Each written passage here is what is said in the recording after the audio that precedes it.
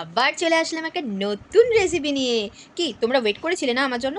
আমি জানি তোমরা ওয়েট করো। দারুণ মজাদার টিফিন রেসিপি। ওকে, চলো দেখে নিই। ফার্স্টে নারকেলটাকে কুড়ে নিতে হবে এরকমভাবে। তারপর একটা মিক্সারে কিছু পেঁয়াজ, লঙ্কা, আদা করে মিহি করে পেস্ট করে নিতে হবে। ঠিক আছে, এটা আমি হ্যান্ডমেড মিক্সারেই পেস্ট করেছি। এই নারকেল কোড়ানোটার মধ্যে ওই পেস্টটাকে ভালো করে মিক্স করে দিতে হবে। অল্প চিনি আর স্বাদ মতো নুন এতে অ্যাড করতে হবে। অল্প কালো জিরেও অ্যাড করেছি।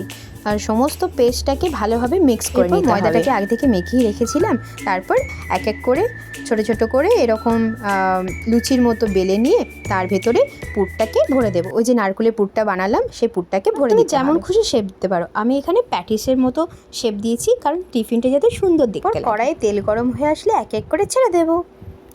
ব্যাস এইভাবেই সবকটা আস্তে আস্তে দিয়ে দিতে হবে, এক এক করে ভেজে ভেজে। ব্যাস রেডি আমাদের নারকেলের পুর ভরা একটা মজাদার টিফিন রেসিপি, নারকেলের প্যাটিস। এটা গরম গরম খেতে যা দুর্দান্ত লাগে কি বলবো। সস দিয়ে হোক বা তুমি শুকনোও খেতে পারো, কোনো অসুবিধা নেই। এবার হলেও ট্রাই করে দেখতেই পারো, আমাকে কিন্তু অবশ্যই কমেন্টে জানাবে সেটা।